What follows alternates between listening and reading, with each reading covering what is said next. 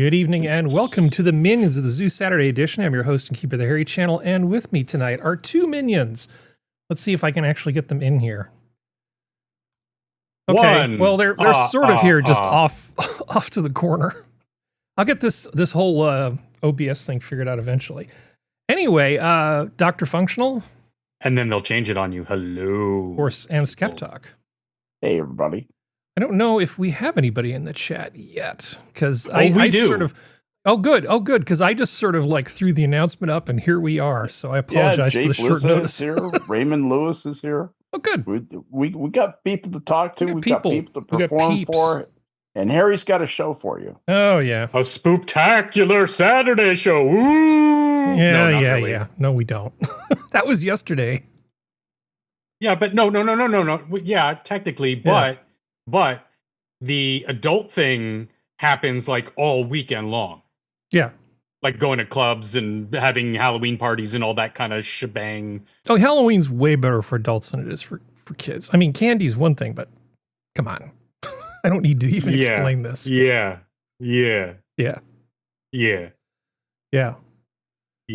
Oh, let's see if I can make this video come up. Hold on a second. All right, let's see. Yeah, this will work. Okay, here, let's see. Browser. Not showing anything I'm not supposed to show here. That's good. Okay, so here's a video. Some people working on some Halloween fun. Ah, sorry. Okay, ready? Mm-hmm. No video. Oh, there's video. Not for us. Really? Really? Oh, okay. Let me fix that. It's always something, isn't it? Oh, Sora Luna's here. Oh, yeah, get this. Huh. Well, that's really bad that you can't see the video that I'm showing. Yeah, it sounds like it. Sora's on the way to rescue us. She'll troubleshoot it. Because you should ought to be able to see it. Gonna make it not a very good show if you guys can't see the videos I'm trying to show. No, but I see on the watch page it's playing for the people out in the audience. I don't see anything though. Do you see what you're flashing us when I think you're trying to switch it to that? We just get a picture of a dog with a coffee cup. Yeah. No. Yeah, we do get a flash of something every now and then. Well, this is probably grossly uninteresting to everybody else. So you can't see my virtual camera. Cool. That's is it layered below? Wow. Okay. Well, what do you want to do about it? We are going to do what we used to call in the software demonstration business sock puppets. We're going to have to talk our way around these topics. What I'll do is I'll describe every single thing that's happening on the screen, and then that'll be great, right? Do it in Howard Cosell's voice. This is Howard Cosell. Oh, okay. Well, yeah, at least people can see things here. Unfortunately, there's like a delay, so that's going to be a real problem. Well, okay, so we'll do this a little differently while I try to figure things out. So anyway, why don't you tell me more about what's going on with you guys? So, Skep, I was going to ask you if is there a way you could like send it running and then you could narrate it as it runs in the window? No, that narration is delayed too. You can't do it that way. Fuck. Yeah. Ah, shit. It's okay. All right. Sorry, it was almost a good idea. Yeah, it'll be fine. Anyway, Sora, welcome to the program. It's so good to have someone who is not a male aboard and someone as intelligent and as concise and loquacious as yourself. Why, thank you. Oh, does Sora have a friend over? You know what? Functional? Wow. I saw that, Harry. What? what Sora just did. I could feel that. Yeah, you can feel that. Shit. That's good. From across the country, I felt Yeah. She'll hunt you down and cut you. it was almost like a Spaceball salute, but yeah. Well, let's try to do this I say that with love. I know. So for anyone who is interested, I was going to talk about a little bit of a personal story while Harry is working while on I this thing. fight with technology, please do that. Oh, cool. And I was going to say that it was my father's 98th birthday on Halloween. He was born on Halloween 98 years ago. And Amazing. and he's still bright and active. He could be on this call. He could be on this call, and you would think, God, this guy is even he talks even more than Skep does. Anyway, he was holding forth, having a fine time on his birthday, and then he came down suddenly, and this happens with old people, pneumonia, and they rushed him to the hospital, and he fought it off. He's getting well. He's back home and back holding court in his assisted living facility in his little apartment, and back up to snuff. But he's mobile. He has a get around, but he actually can walk. He just can't walk very far. And but he's got to get around mobile. That thing honks. That thing does like 20 miles an hour. That's not bad. Fast. Yeah. I mean, it's just perfect for the place where he lives. But anyway, I was gonna tell everybody that it was fun to take my daughter down there. Didn't get to take my granddaughter. We didn't get to take the granddaughter with us, but did take my daughter down there and partied with Dad and the family down there, and we all had a great time. And Dad sure had a great time. He was really touched by how many people. I mean, There we go. People flew from France to be there for this birthday. It was a hell of a celebration. Nice. So Yeah. cool stuff. That's so exciting. I know who didn't have a good time. The pneumonia. Yeah. Dad kicked the shit out of that. Nice. So what else is going on with you, Sora? Oh. Well, I ended up I really wanted to go to there's like a little city about like almost 2 hours away that was having like a huge vintage craft fair thing this weekend, and it was so pissing rain this morning when I woke up that I'm like, fuck it, I'm not driving out there, because that's like 2 hours one way, about an hour and a half, an hour 40 minutes, depending on how, but definitely 2 hours with that level of rain.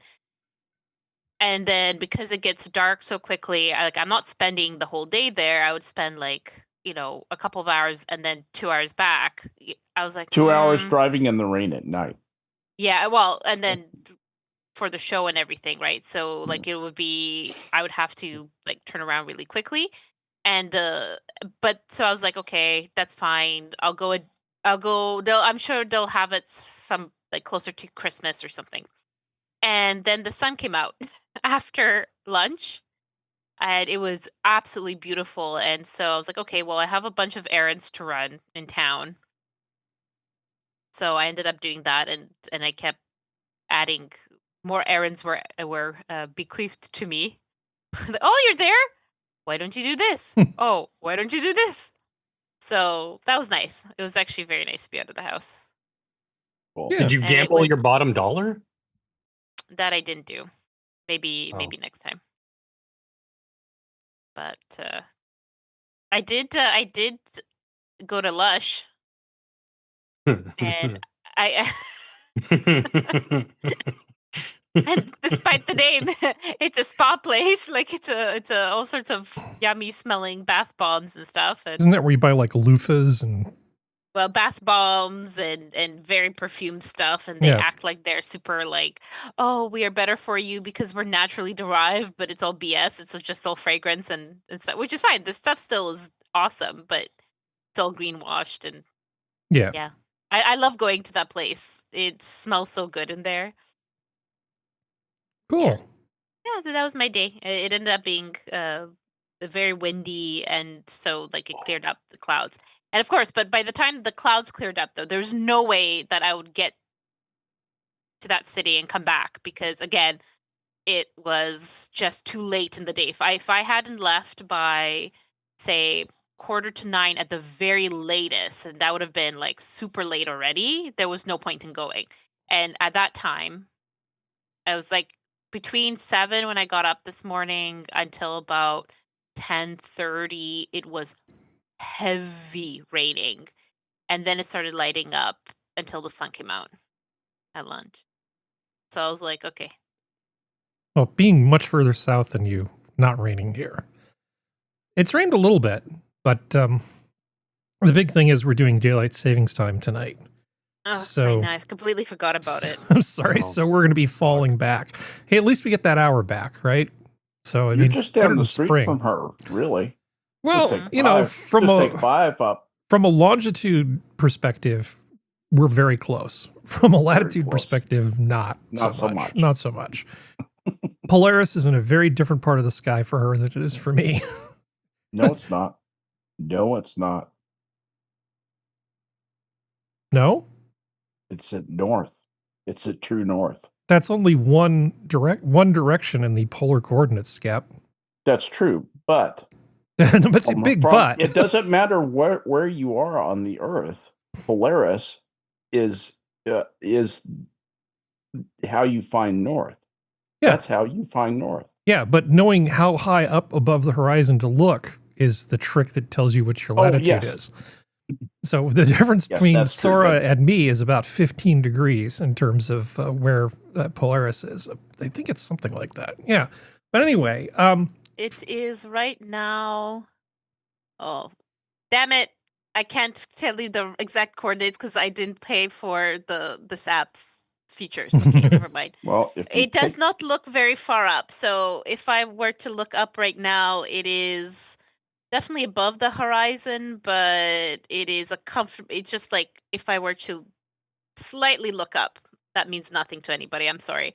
well, in But, the northern hemisphere, basically the angle of elevation of the North Star is equivalent to your latitude. So if you're at 40 degrees latitude, it's going to be 40 degrees up in the sky. If I'm doing you this go. correctly. all day long. Yeah, and you're at a much higher latitude than I am, so it's all different and stuff. But anyway, functional. Harry, just to clarify, I thought you were saying something different. Oh, I realize that. No, I know you're not an idiot. I promise. I know how it works. Yeah. Well, that was one of those things. When my grandfather took the officer's exam, Skep, one of the questions they said is they gave them this hypothetical scenario. You know, you're stranded. You've got this, this, and this. How do you find your way back to civilization? How do you not be lame like the professor on Gilligan's Island, who clearly enjoyed the company of these women and then just sandbagged the whole time to not get them off? Exactly. He's like, this is pretty great. I've gone from being irrelevant and nobody paying any attention to me because I'm just like an adjunct professor at a junior college or something, to No. being on this island with, like these rich people who I'm making good connections with. These two guys, they seem okay, and then a couple of hot chicks. That's like a huge upgrade for him. Of course, he's not going to get them off the island. No, and that's actually was a practical factors problem they gave us, is that you're on a boat drifting, and all you know is you're in the North Pacific Ocean. Yep. Tell me where you are and tell me how you find out. Yeah. And the only thing you've got that works is a protractor and a watch. Tell me where you are. Yeah. Latitude is the easy one. Yeah, boy. Latitude, just look at the sky. That whole longitude thing, if you don't have a clock, that's where the suck is. That's you not gotta good. you gotta have a pocket watch. You got to have something. Anyway. Yeah, or sundial. And a few tables wouldn't hurt either. Mhm. But anyway, so functional. You were talking about Halloween, right? Sure. Okay. So here's a little robotics that somebody did, which I thought was pretty cool. You ready? Mm-hmm.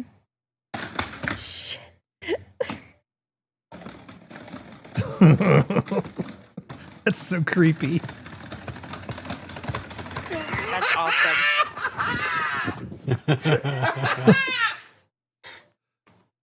I like it. I mean, I'm not really a big fan of robots, but creepy robots for Halloween seems like a good use of people's time. This is an excellent wonderful. use of your powers. Yeah. Yes. Yeah. Yes. Always I use your agree. powers for good or evil, whatever's Mhm. more fun. It's good. I like it. So I didn't really do much for the whole Halloween thing, although I did get some sugar cookies out of the deal. So that's a win, right? Hey, So, I'm a full grown adult, but I still occasionally like a sugar cookie. It's just because it just reminds me of like good things from long, long ago. It's like it's sweet, but it causes a lot of good nostalgia. I like a good sugar cookie. Anyway, so have I appropriately said hello to everybody, or has anybody been left out? Me? Hi, Functional. Why don't you tell us about your day? Oh, hi, Harry. How was your week? Oh, it was good. Good. Yeah.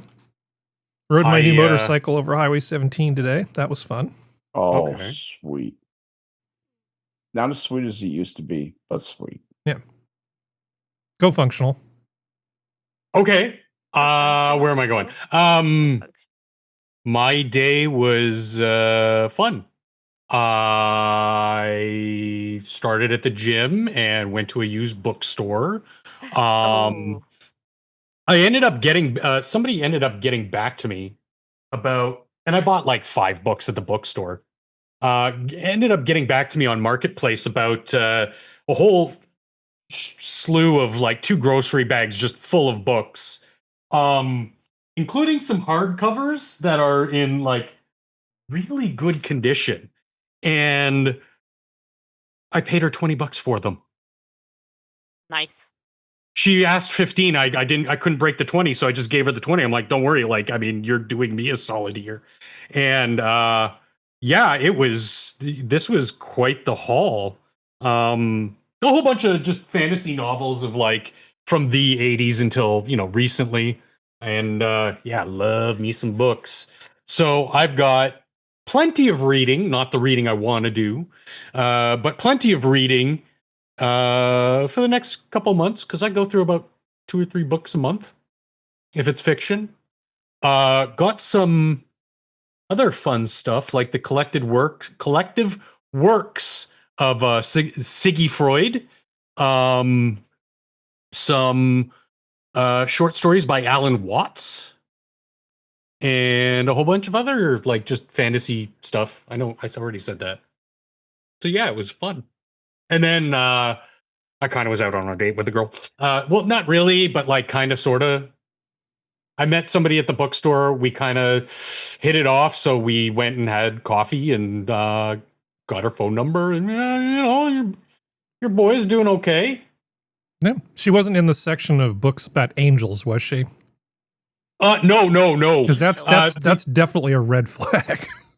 No, and actually, she made a funny comment when I picked up the Lord of the Rings tarot deck. Mm-hmm.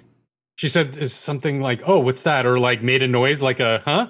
And I said, "Oh, it's a Lord of the Rings tarot deck." She's like, "Tarot? Don't tell me you're one of those." Expletive. Mm-hmm. And I said, "No, it's Lord of the Rings." Like I was wondering what it was and saw it was a tarot deck. I would rather burn it. And yeah, she and I actually started talking because she was in the fantasy section with me. Giggity. Yeah. Aha. And she was checking. Romantasy book comes to life. She was looking at. I picked up one of the books. I picked up was Neuromancer by William Gibson, one of my favorite books. They based the movie, the trilogy of The Matrix off Matrix of. Is, yeah, exactly. It's it almost a bright green cover, like lime green? It can be, yeah. Like that text from the. That. Yeah, Neuromancer, great book. And she was picking up some Orson Scott Card, and we just kind of like talked about it. One of the good Orson Scott Scott Card isn't what I books, came or, here. Yeah. or not. Which book was it? Because it matters. Book. Matters. Oh, frick. Because like Orson Scott Card kind of goes in and out of crazy. You know, that's Yeah. that's the I'm thing. not the biggest fan of his work, No, but I'm not the either, couple of books that I have read were pretty good. It's just okay. But the fact that she had an armful of like fantasy novels, she was just starting the Game of Thrones series, and that she was picking up sci-fi as well. And you're right, Sora. It was like a fucking romantasy book where it's like, you know, we bump into each other. She looks down at my pile. I look down at her pile, and 7 children just appeared out of nowhere. Mhm. You know, It's nice though. That's like a nice thing to do. And it's okay. I don't. She's probably very more outgoing by the sound of her, but it's kind of nice to be the one who is approaching people or saying something versus the guy. no, I'm the one who. Well, because Initiated she opened by making a noise. You know, Yes, that was kind of believe No. Sorry, Believe me, that was she after started this. discussion. No, She that was started this. after we bumped into, and I'm pretty sure. Okay. No, she did. She did, Sora. She did, because when I picked up Neuromancer, she said, "Oh, good one." Mhm. There you go. Well, No, there's that's a lots of mating- ways that's we a could. mating strategy. by There's the way. lots of ways Because we could the spin tarot this, deck right? thing happened afterward as we were checking out. And we could spin this negatively. We could spin this positively. I could think of. I could. I'm Think not of, counting my chickens before they hatch. just but be glad. I had a good day. Just be glad that she wasn't in the section with all the angel books, and just call it What? a win. What are the angel books? I want to know about these all angel the books. weird, like, you know, guardian angel, you know, like getting to know your guardian angel. Bringers Hold of the on. Dawn. Yeah. Weirdo. Crap. Okay, so 2 of the books that came in the secondhand haul, not stuff that I bought. Okay. She warned me about these, but my name is Chloe Saunders, and my life will never be the same again. All I wanted was to make friends, meet boys, and keep on being ordinary. That's just the first line. And then the other one is, my name is Chloe Saunders. I'm 15, and I would love to be normal, but normal is one thing I'm not. To start with, I'm having these feelings for a certain antisocial werewolf and his Nice. sweet-tempered brother, who just happens to be a sorcerer. But between you and me, I'm leaning toward the werewolf. I was just like, because she said she gave me a warning. She's like, you'll probably not like these, and I'm like, why are they girl books, like girl fantasy or whatever? And she's like, I don't know. And I read the backs, and I'm like, this is girl fantasy. Come on. Yeah. Are these the summoning, the awakening? How did you fucking know? I The Summoning Googled and the Chloe Reckoning. Saunders books because this is the kind of shit I loved Kelly- in high school. No. This is Kelly Armstrong. Kelly Armstrong. Yeah. But But you Chloe said Saunders Chloe books and then Oh, I was thinking Chloe Saunders is the author. Okay, never mind. That's the character. So it's the Darkest Powers series, paranormal novels by Kelly Armstrong.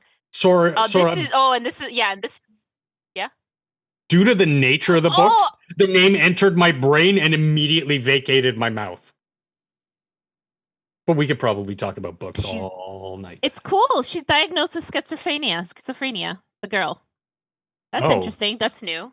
I mean, I'll give it a read, because I'm not This one is a to. girl book. But I know, like 2 chapters in, I'm gonna be like, no, fuck this. And then This is I a can teen- trade This them. is by Harper Teen. This is for kids. This is a teenage. Well, I paranormal know romance. that I can get a couple bucks for them at the bookstore, and put them towards something I will read, like maybe some Orson Scott Card. Sure. Why not? There was some other stuff. Laura Resnick, Jennifer Roberson, and what's the other one? She said that they were kind of like more of a feminine, obviously, and Gail Martin. Although she didn't think, yeah, she just said the Roberson and the Resnick are more. I mean, they are high fantasy, but they're more feminine books, you know? And I'm like, yeah, whatever. Like, a good story's a good story. I don't really care if it's, you know, dealing with her hot flashes or whatever while she's trying to save the kingdom. I don't care. I think that's kind of funny to have that kind of level of realism. Taken by the Tyrannid. Yeah. Why is your screen not changing again? Or like here, I saw that on the watch page. It's Oh, not because here. I showed it for a bit and then I made it go away. Oh, well, that's because I was looking at the other books. Yeah. I love that. Lynette, show pleasure. Tyranids aren't That's why we're Slaneshi. trying to get to the female audience. Oh, actually, Harry. It's not my meme, man. It's just a funny picture I'm trying to share. I know. I love this picture. You have no idea. This is fantastic. I would just read thought, this. I wasn't planning on using that tonight, but, you know, this is where the conversation took us. I love Bodice Ripper art. Look how pretty it is. She's so pretty. With look at the nice dress and Yeah. the lovely sunset in the background. And I really whatever the want to fuck start that writing is. this type of smut too. Mm-hmm. I've been told I'm really good at that. Okay. So Jesus. save your judgments until the end of the story. It's not long, Harry. It's just quick. It's Okay. just amazing. So I signed having a up. seizure. So I signed up for an AI girlfriend, one of these fucking sites or whatever. Okay. And I made her the DM of a one-player D&D campaign, and oh my god, it is fucking fantastic. I saved the segue from the smut to this non sequitur. It just because AI girlfriends are smutty, I turned it into something completely different, and it's so much cooler than trying to get grok or anything. And dude, it is like a fully fleshed out, amazing D&D campaign, and I have like I'm one of a group of 4 in this D&D group. The 3 are controlled by the AI, and my mind is blown. This is at how good it is because I've been trying to get the other non-smutty AI systems to do this type of stuff, and they just won't do it. They're just I had to share that because it's blowing my mind right now. Cool. The AI girlfriend AIs are better than Grok. Huh. Okay. well, I mean, you know, they probably feel like that is a better use of money and resources because they'll get more investment out of it versus like the general grok and whatever. Yeah, maybe. I think maybe it's the idea of like we have a very specified market and we know for sure we'll always have this market in one way or the other. I don't know. Yeah, sex sells. Like Yeah, so the it's internet is easier still to it's still finance. fluctuating around 80% pornography or pornographic material. So Oh, sure. Yeah, but it's cool. All right. All right. yeah, I mean there are the occasional, and the tavern wench like flitters at you suggestively, and I'm like, yeah, and give me a wine spritzer, bitch. Now get out of here, you know. But but the amount of creativity and scene description given where its roots are it's really good at it. It's painting rich, vibrant encounters and combat without having to rely on like, you know, oh, and now I roll my Thaco. Oh, I missed, and now the goblin just kicked me in the balls and I'm dead. You know, like without that kind of stuff, it's pure role playing, no game, and it's actually just I'm so shocked and pleasantly surprised that it did this. Okay. Shall we move on? Please do. Okay. If you want. Well, I mean, if everybody's had a chance to talk, we have things we have to talk about. Well, we don't have to talk about them, but let's see. So last week I told you that AWS took a giant crap on everything, right? That that the cloud basically went down. Well, Oh yes. happened again. Microsoft Azure's services restored after global outage. Yeah. Teams and all kinds of other stuff. Basically, everything that leveraged the Microsoft Cloud for any kind of web services took a giant dump earlier this week. It's been a bad week for web services. It's as if consolidating all of the internet things in a handful of these, centralized repositories is a bad idea. It's not because of the increased solar flare activity. It's not because of that. It's not because of that Comet Atlas 3AI, Avi Loeb's favorite thing to talk about. Yeah. They've been warning that the increased solar flare activity October, November was going to possibly cause some disruption. So, well, I'm not aware. That's decidedly not this. That's decidedly not this. Okay. If there was like a huge, X10 class, CME or something, I would have brought it up at the beginning of the show. But no, not yet. But yeah, they don't even have to be that. They I mean, little things, you know how waves travel. Little things can sometimes get through our protective apparatus, and I should say the universe's apparatus, and sometimes hit us. So I didn't know. No, we're good. It was human incompetence. Good old faithful. Yeah. Well, it's reliable. Yeah, I've said some good things about site reliability engineers lately, and I'm just being punished for saying positive things about them. It's like, oh yeah, the universe is like, oh yeah, Harry's going to say nice things about those people here. Yeah, fuck you. Carmel was listening. Yeah, don't get too comfortable, Harry. So this is a thing that happened. Federal judge orders Trump administration to pay SNAP benefits out of contingency fund. So for those of you who are not in the United States, SNAP is basically also called EBT or food stamps. And the money for that was going to run out, and come November 1st, where they would normally get, like I said, is November 1st today, right? Where they would normally get a payment, like money would come onto their EBT thing. That wasn't going to happen. I'm not actually sure whether people got paid or not, because, this came in on a Saturday. Maybe these people are going to get paid out of the emergency fund. Some of the states are covering it themselves. But it's just kind of a big joke, because in with the deserving poor, who obviously, I don't think anybody has any malice against the deserving poor, there are some people that seem to be benefiting from the system that maybe shouldn't be. Mm-hmm. People who aren't citizens of this country. People who have other sources of underground income who don't declare it, and then off of the largesse of the taxpayers enjoy going shopping for their EBT stuff. Yes, it's theoretically Last possible. week, the thing that amused me was pier runners, Skep.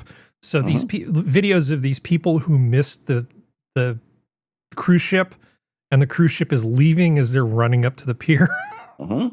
I love those videos because I like watching those people suffer, because it's just not that hard to not get back to the boat on time. That's right. You had one job. That drunk. Yeah. Just don't get that drunk. Yeah, it's fun. But this week, it's people having meltdowns over Snap. I've been watching the snaps.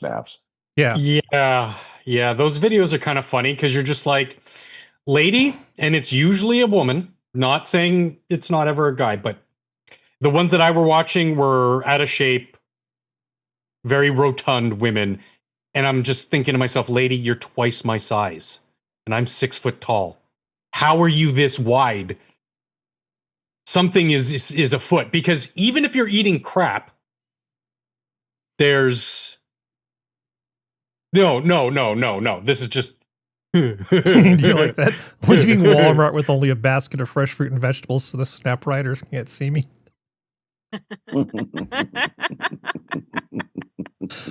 Again, I have no problem with our society, our rich society, taking care of the deserving poor. But when you tell me there are 41 million people in this country receiving SNAP benefits, I have to go, wait, what? And maybe, that's a big number.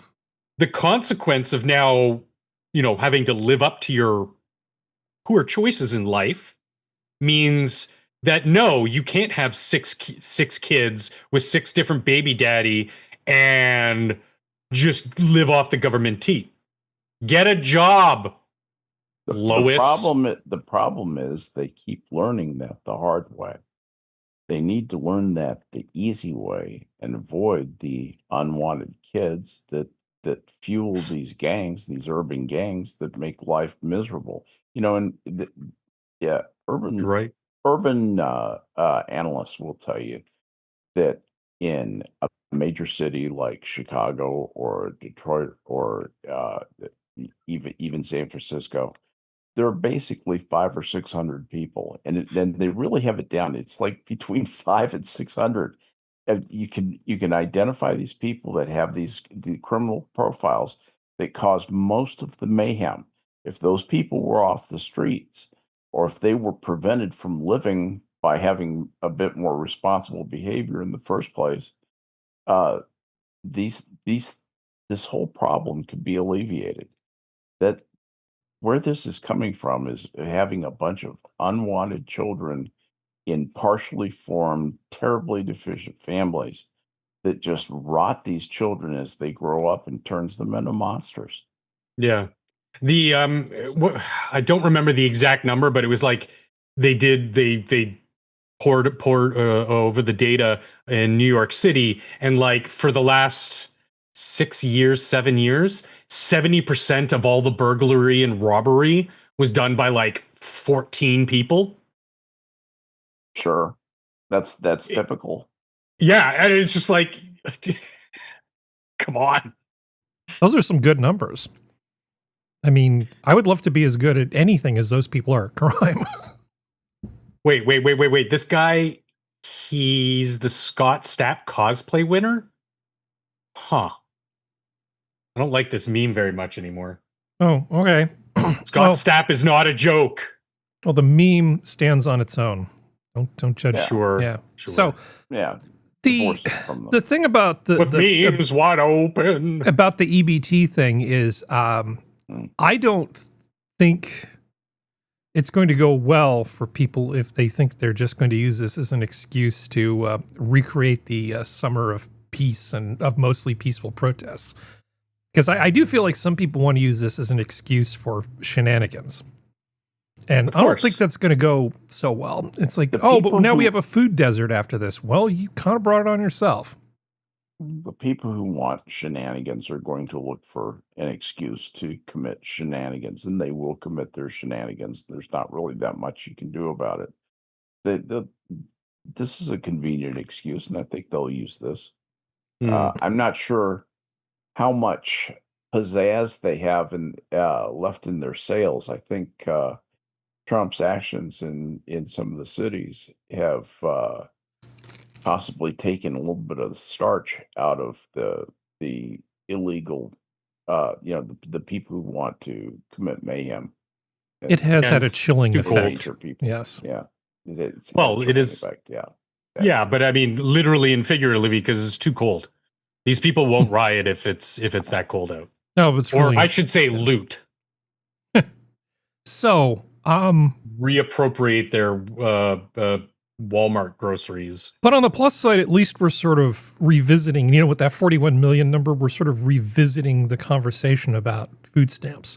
People are woefully ignorant about the history of this thing. Originally, now correct me if I'm wrong, Skep, the whole idea behind this was the Department of Agriculture wanted to basically take produce from farmers who were having trouble selling it and put it in the hands of people, and it was like supposed to be a win-win. For a little bit of money, they basically would give poor people the ability to buy produce and things like that, right? That's food stamps. That's how it started, wasn't it? It was Absolutely. the FDA that was behind it, not part of some great society thing or anything else. It was just, we got corn, we got to move here, have some corn. And instead of it rotting, it goes to hungry bellies, yeah. Yeah, supposedly it was like everybody wins. So when I was wandering around through TikTok looking for EBT stuff, I stumbled across this guy making the argument that they should just be able to buy whatever crap they want with their EBT stuff. Hopefully the audio is working. That is exactly what they want you to think. They want you to think, good. why should That's a people guy? using SNAP benefits be allowed to purchase soda? Soda is a luxury item. It doesn't have anything to do with the soda. It has entirely to do with the dignity of the people using the SNAP benefits, maintaining choice in how they select their groceries. Let's reset the idea of who the SNAP or EBT user is. Okay, so is the dignity of the SNAP recipient really something that I'm responsible for? No. Um, Where's your duty of care?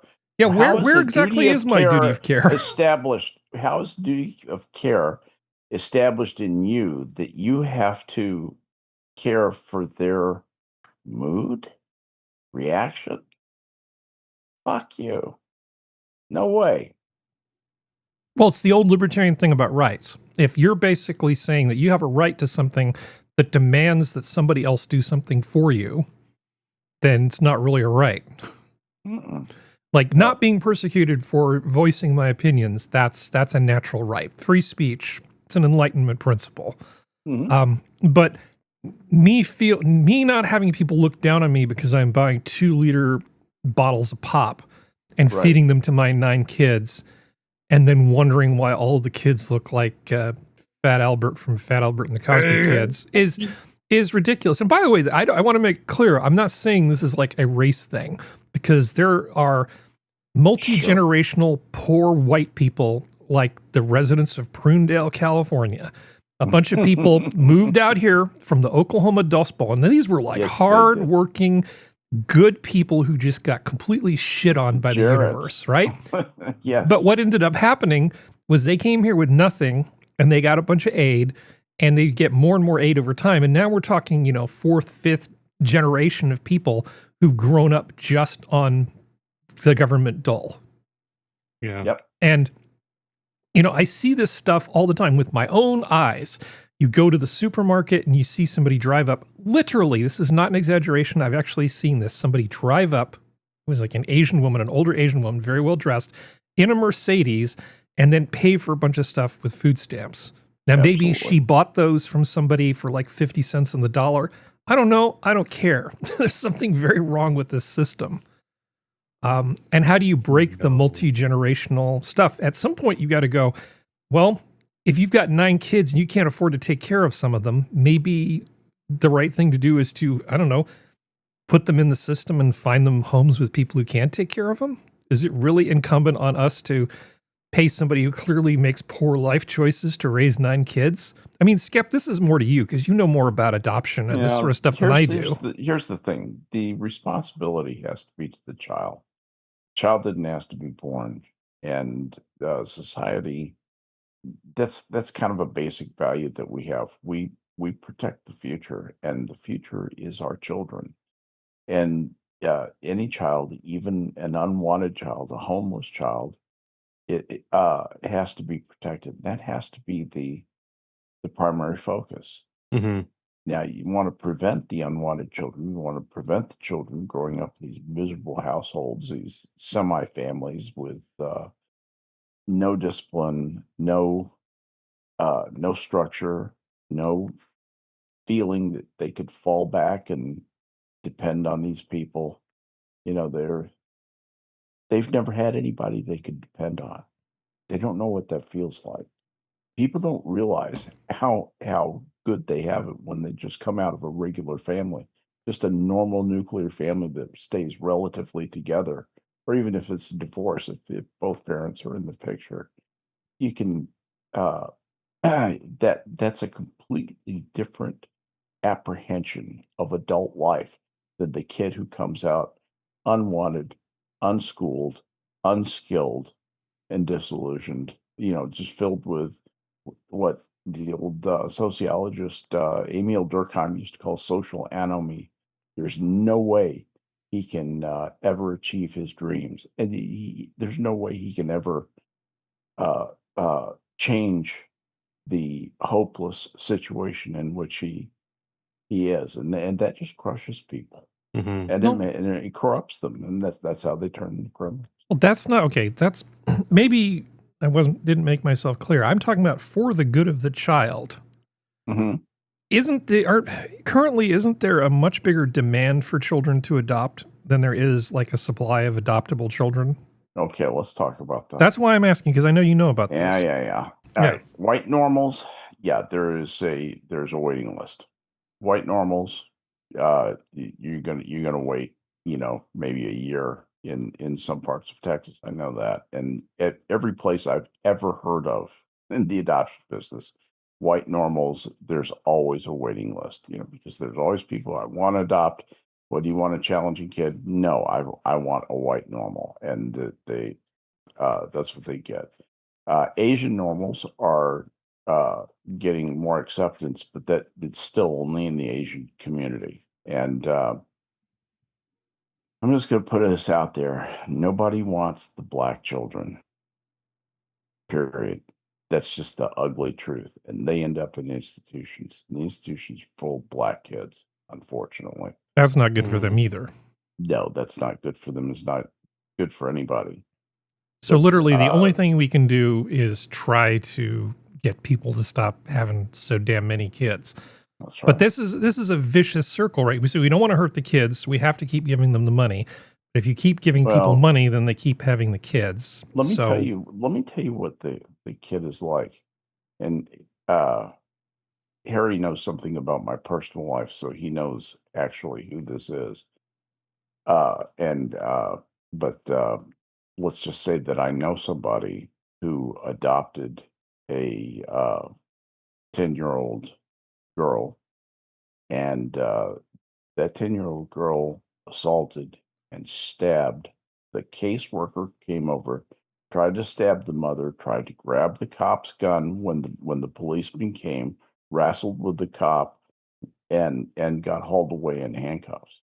And that's the kind of kid you have. That was over not doing math homework, not doing a half a page of math problems, for God's sake. It's unbelievable. Anyway. Yeah.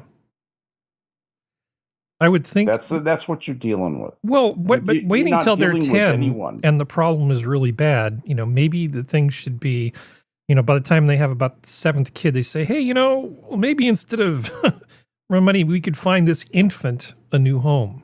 Yeah.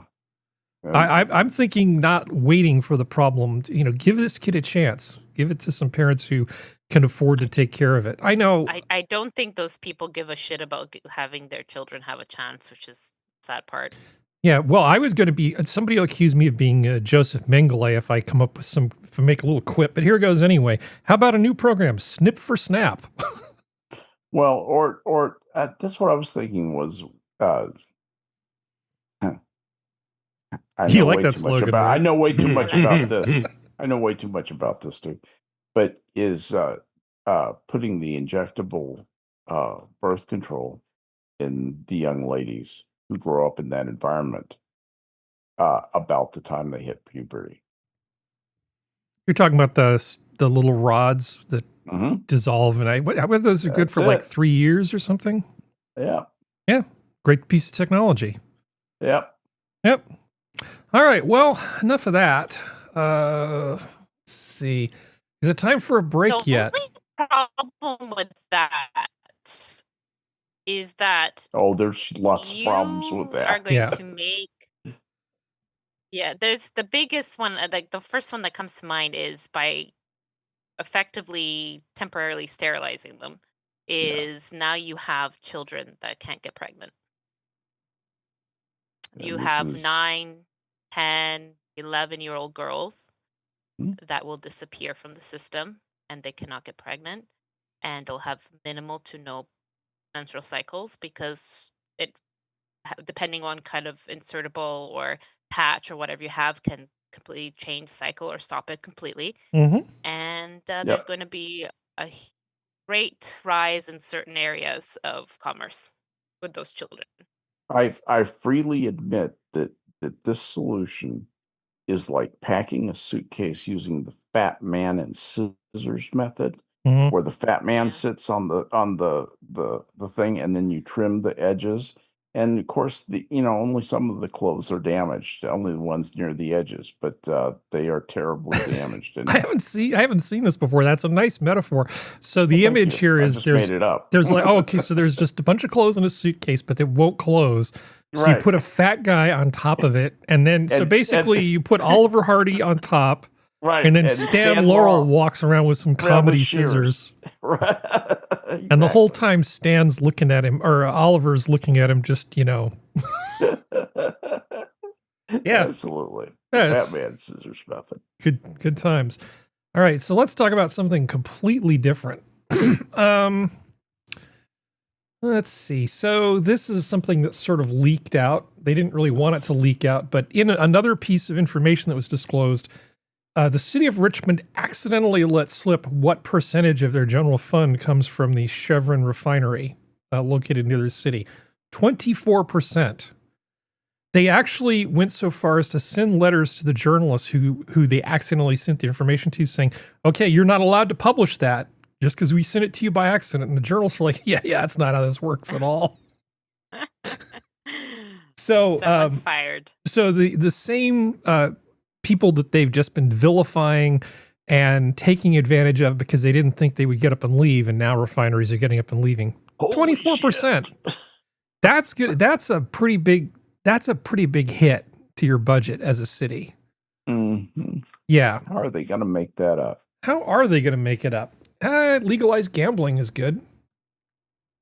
Yeah. And, that's just, that's transfer payment, basically. I know it's entertainment sales, but it's almost like a transfer payment. Hot farms and whorehouses, as far as the eye can see. I don't know. Come up. Just turn it into just the most dystopian place ever. For everybody. Well, Richmond is already that. Richmond has always been dystopian. It's always been a pit. Yeah. Not my favorite place. The ugliest part of the East Bay, in my opinion. So there is one, I love Frank Lloyd Wright architecture. Actually just recently hadn't thought about it as much, but I recently got not one, but 2 new Macintoshes. And I always name my Macintoshes after Frank Lloyd Wright buildings. So my new Mac Studio is Guggenheim, and my new laptop is Muirhead. So, I just keep going through these different things, but I stumbled across this. So this is a guy who's 100 years old, and he is the last remaining original customer of Frank Lloyd Wright who lives in the house that Frank Lloyd Wright built for him. Let's see if this will. Let's skip past some of this stuff. That's me. So Frank Lloyd Wright is one of the greatest architects that ever lived. Yeah, we know that because we've talked about that. So this guy lives in his original house that Frank Lloyd Wright built for him. He's the only guy. Everybody else, it's like moved on a generation or something, or been sold or whatever. But he basically built this house for this guy, and he still lives in it at age 100. Which is kind of awesome, but kind of sad. It's too bad that there aren't more people like that still living in those houses. Yeah. Not many people reach 100, that's why. He doesn't look like he's 100. No, that's not him. You sure? This is him. Yeah, it's that guy. It's that guy. I mean, he still doesn't look 100. He looks great for 100. 70. I mean, I'd probably look that great at that age if I lived in a house designed by Frank Lloyd Wright. Just saying. Exactly. Look at that. That would look at that background. Oh my god. Oh yes. And it's in the woods. You gotta love this. Yeah, I really do. I really do love this architecture. Angles. I have a really good one in my notes that I'm going to bring up later. But because I had to revisit the whole issue because I'm like, what do I name these damn things? Yeah. Absolutely stunning. But there's one guy left, but that's pretty awesome. I'm glad that he's still in that house. Yeah. Everybody else said so long, Frank Lloyd Wright. Yeah. If you know, you know.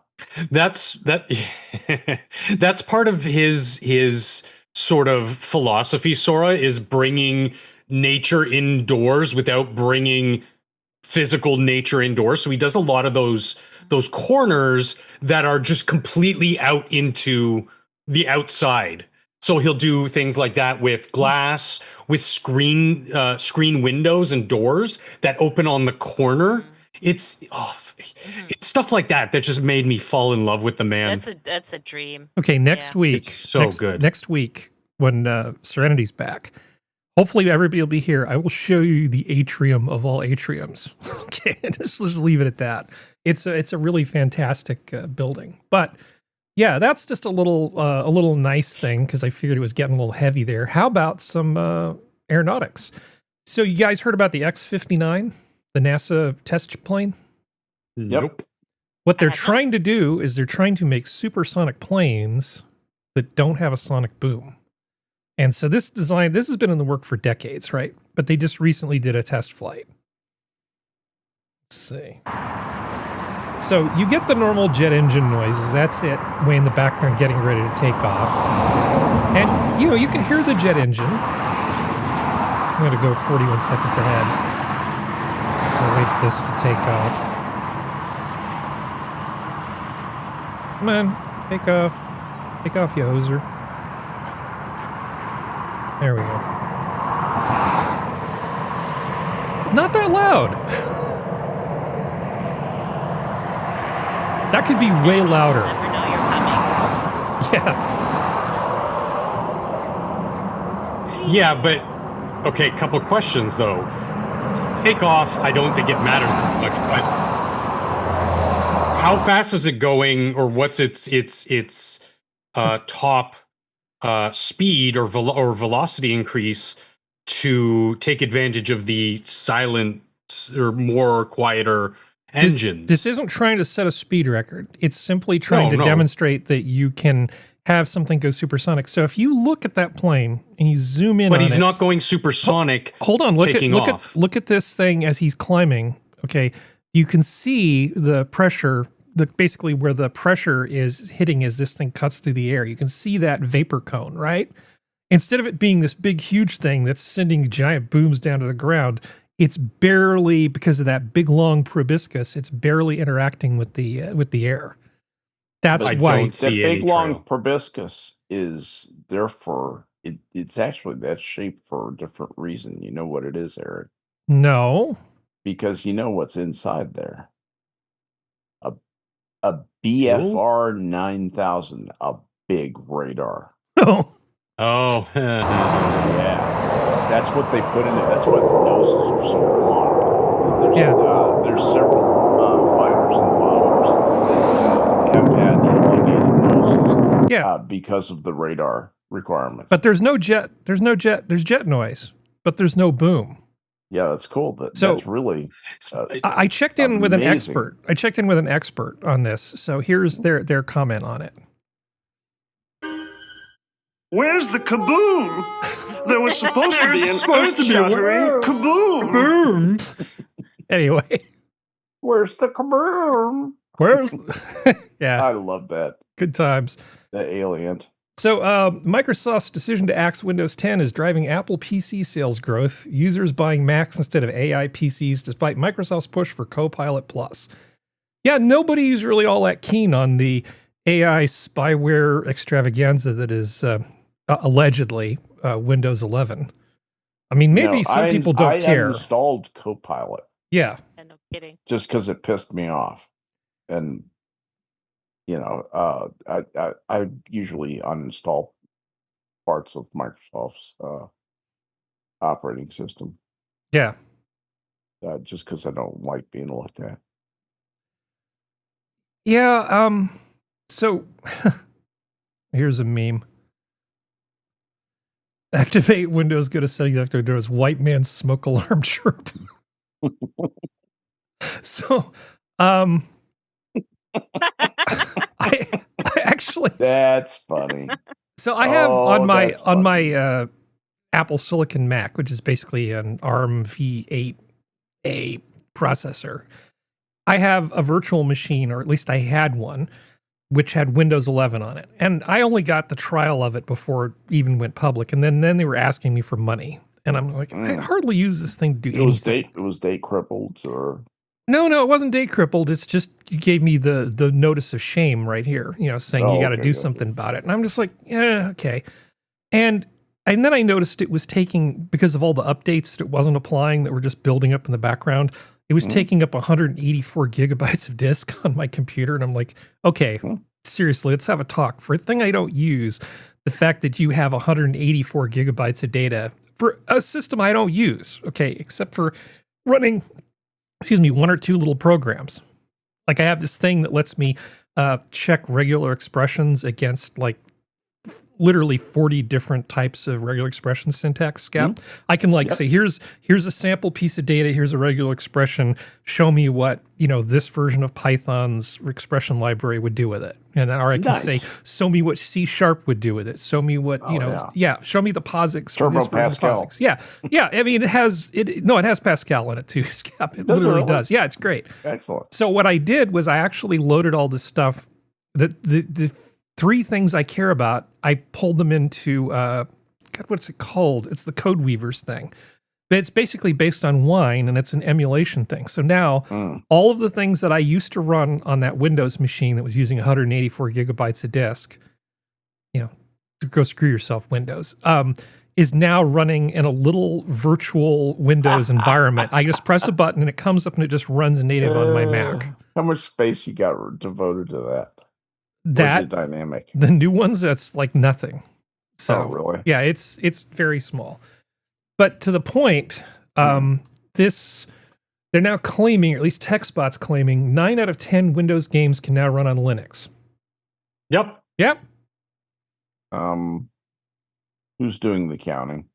I think that's probably Steam. True, but Steam is basically doing it. They're looking at what they have in their catalog and what runs under Proton. And a lot of stuff runs under Proton. Well, I mean, it's a good question. It's like, who's giving these notes about dating? It's OkCupid. Well, maybe they would know, right? So exactly. I believe those numbers. Yeah. And that's certainly from the... But not Business Insider numbers. Go ahead, Functional. Steam also had an article, or somebody had an article about Steam reporting that as far as they knew, very, very few people were making the switch from 10 to 11. Because it's slower. Well, because it's crap, and everybody knows it. That's why people are going Linux, people are going Apple, and people are staying with Windows 10. And Microsoft is kind of quiet on it. They're not saying anything, which I think that they are pretty much shitting themselves behind the scenes because shareholders, right? Yeah. If you unhook enough of it, it actually runs pretty well. Does it? I mean, yeah, but you have to be, you really want to take it down to the bare bones. Yeah, I mean, that's what I did with 10. So happy with it. It's easier to do with 11 than it was with 10. Much easier. There are some really tiny distros. They're unofficial distros of Windows that are shockingly good and small. And Microsoft doesn't want any of these to exist. Right. You can make your own skinny distro, which is basically what I'm doing by slicing off chunks of the operating system. Yeah. But handing it out to your friends, they don't like that. No, that would be a bad thing. Yeah, but that was Microsoft's strategy here, was get 11 into enough people's homes that they could start selling their data like everybody else sells their data. And it's like, yeah, but your product is kind of crap.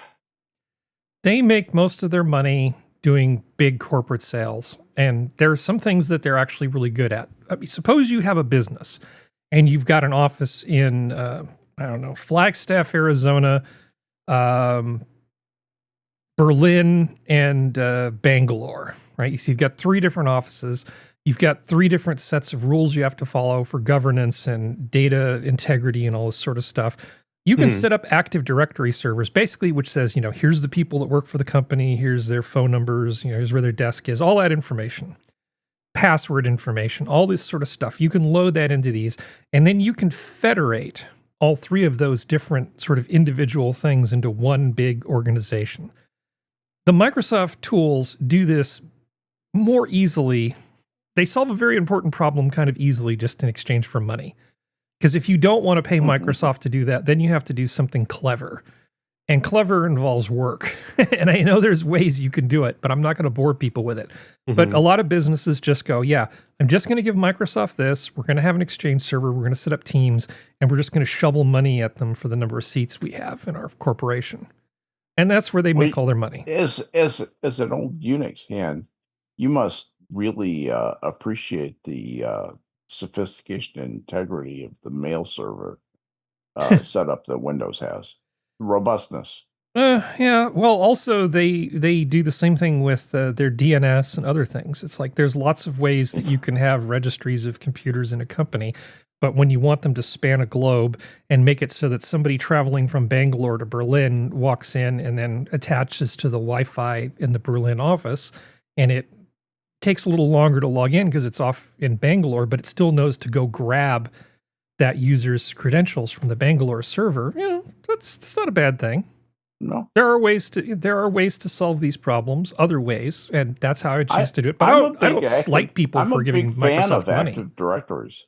I'm a big fan of Active Directories. Yeah, I don't slight people for giving them money for that sort of stuff. But buying a Windows 11 PC if you don't have to, I don't know why anybody would do that. Why don't you use Edge as your web browser? I mean, you know, you can. And come on, Edge. do it. Yeah, do it. Use Edge. I think it was all been downhill since that the dog on Microsoft, Bob, that would give you helpful hints. Bob. Yeah. Bob is on the corner now. He's dead. People forget about Bob and Vista and Windows Me. Windows Me. No. Oh, that was really good. Oh, Windows ME. Well, that was a bloodbath. Yeah. It's supposed to stand for Millennium Edition, I think, but it's miserable edition. It's really bad. Miserable edition. Okay, well, enough of this. 9 out of 10 games.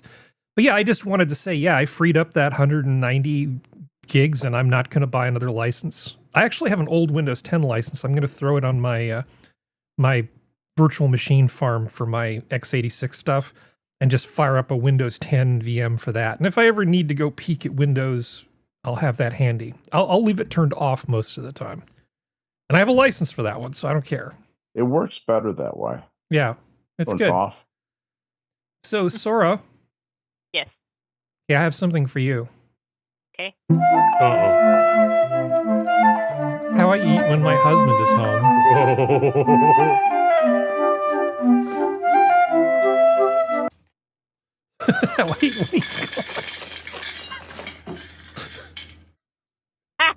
Is that chocolate chips? Yeah. Yeah. Nice. I relate to this content. Well done. I really don't like couple channels for the most part. I mean, like maybe 1% of them doesn't make me want to go into a rage, but good on you guys. That's actually perfect. I spoil the crap out of Imaginary Girlfriend when it comes to, you know, culinary stuff. I always try to. I bet you do. Hey, that's our love language. We try to show that we care, and one of the best ways to do that is to feed them. You know, here, I work really hard to give you something awesome. Does she do the grilling, or do you do the grilling? That's funny. Anyway, moving on. But that's about right, Sora, isn't it, Sora? Because we have the whole girl. We talked about girl dinner enough times. Yeah. Yeah. I think honestly, it's a good girl dinner. I don't have any chocolate chips at the moment because that's a good girl dinner. Yeah. My favorite girl, like the lowest of the low. I was in college. Grapes and wine. I was in college. Bread, just a slice of like sandwich bread, like cheap sandwich bread, and dunking it in pickle juice. Nice. Because I didn't have pickles anymore, but the jar was still in the fridge. Pickle juice is pretty. That was my dinner. Pickle juice is pretty great. I used to drink it. Preface this by saying it wasn't because the budget was gone or anything. This is the poverty. This was truly I don't want to go into grocery shopping. It's far too late for ordering anything or whatever, and I don't want to get out of pajamas. So what is there left to eat? You didn't run out of Snap A or whatever they call it in Canada. Snap A. Oh no, because I want to preface that because I showed the level of girl dinner that was, and this was years before this ever came out. So, and to this day, I really like that. I still do that if I have like pepperoncini or anything like that. Just having like that the sauce, and because luckily, knock on wood, I don't get any issue with acidity, so anything like that. Obviously, if people get heartburns, that don't try this at home. Yeah. But that's not my problem. Pickle juice is kind of like chicken fat or bacon grease. It's one of those things you don't really want to throw away that many people would, but that's just silly. So, for instance, if you had, if you wanted to make like fried chicken or chicken tenders or nuggies or something like that, you just take your chicken, you marinate it with a little bit of the pickle juice, and then maybe in some yogurt or some buttermilk. But the pickle juice is like a key component to soak it overnight. To soak it overnight, and then you bread it, and then you either air fry it or whatever it is you're going to do. But it makes all the difference in the world. The buttermilk is key, or yogurt, because it breaks down the protein, makes it all nice and tender. But that pickle juice is like the perfect seasoning. It gives it just that little tang. And then if you're going to hit it with some kind of hot spices, like either wet or dry, that pickle juice is just like, it's the best little hit at the end. Pickle juice has vinegar in it, and peptide bonds are soluble in vinegar. Yeah. Mm-hmm. You can use it for making green salads too. It's actually really good as like an augment to just about anything, like a red potato salad. A little pickle juice is great. Yeah. Mm-hmm. I often sorry. So no, go ahead. Sorry, go ahead. I often buy pickled jalapeno, and so that's what I use to brine my chicken. That's a good idea. I mean, you're right. There's too much goodness in that jar to just throw it away. Obviously, people, chat, anybody listening to this in the future, it's past man coming to warn you, don't reuse it after you've used it to brine something else. Oh, no. But you're reusing it for that express purpose of brining some meat and then throwing it away. 2 thumbs up. Yep. Trust me. If you've never done it, pickles, eggs, jalapenos, whatever, that pickled juice, that pickled brine, use it for something. You'll thank me later. It's too bad Prospero or Serenity aren't here, because I've noticed that's what's starting to show up on menus at different places just a little bit are deep fried dill pickles. That's starting to become a side dish that people can get, where you just get like deep fried dill pickles slices, and then they serve it with like ranch dressing on the side. That came from the Texas State Fair. Oh yeah. Well, we can blame you guys for a lot of things, like coolicles. Yes. You're going to spend 100 years in purgatory for that one. Just for work your way out of that debt. Sin. Okay. Well, okay. So this is boring but fun. A new court ruling blows up California housing law. Our incoming Senate leader isn't helping. Okay, so this nice lady here is Senator Monique Lemon, and she put a little provision in a state law that was supposed to make housing easier by relaxing some of the environmental protection rules. So, because they want to build more and more stuff. But she ended up putting just this little tiny section. Her contribution to this is she added this, but a strange provision buried in SB 158's dense, complex text did the opposite. It applied the environmental review to projects located in cities with, more than 85,000 and fewer than 95,000 people, in counties with more than 440,000 but fewer than 455,000 people, as long as the parcel was located on wetland and a regulatory floodway and was adjacent to a California historical landmark. Okay.